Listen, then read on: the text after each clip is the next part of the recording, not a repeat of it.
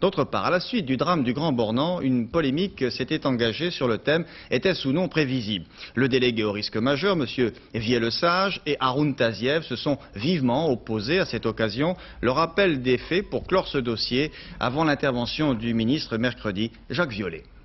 Vendredi dernier, conférence de presse de M. Vielle-Sage qui annonce sa démission en dénonçant la catastrophe comme prévisible.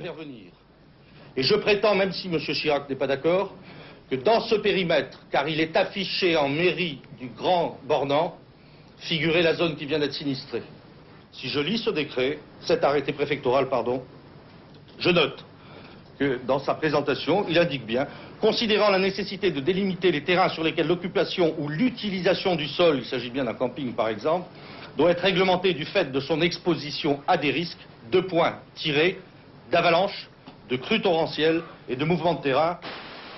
Il ne s'agit effectivement, comme le dit M. Vielle-Sage, que d'un arrêté préfectoral mentionnant qu'une étude technique est en cours et qu'elle sera mise à l'enquête publique en septembre. Certes, il y a bien un risque, mais il semble impossible de prévoir une telle catastrophe. Les services de M. Vielle-Sage se seraient d'ailleurs plutôt intéressés aux avalanches qu'aux inondations, ce qui explique la colère d'Haroun Taziev, qui connaît bien M. Vielle-Sage pour avoir travaillé avec lui au même ministère.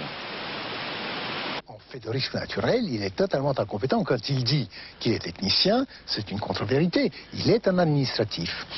Et en tant qu'administratif, chargé de la réalisation des plans d'exposition au risque, les fameux PER, s'il l'avait su, comme il le dit, ou il le laisse entendre, que il y avait là-bas un risque majeur, c'était son devoir à lui de prévenir son ministre d'abord, le préfet et le maire ensuite de la façon la plus catégorique, de façon à ce que le camping soit déplacé. Il existe dans une vingtaine de communes des Hautes-Alpes, sans parler d'autres zones d'urbanisation, ces études techniques devant aboutir à ces fameux plans d'exposition au risque. Souhaitons que la réorganisation du ministère leur donne la priorité.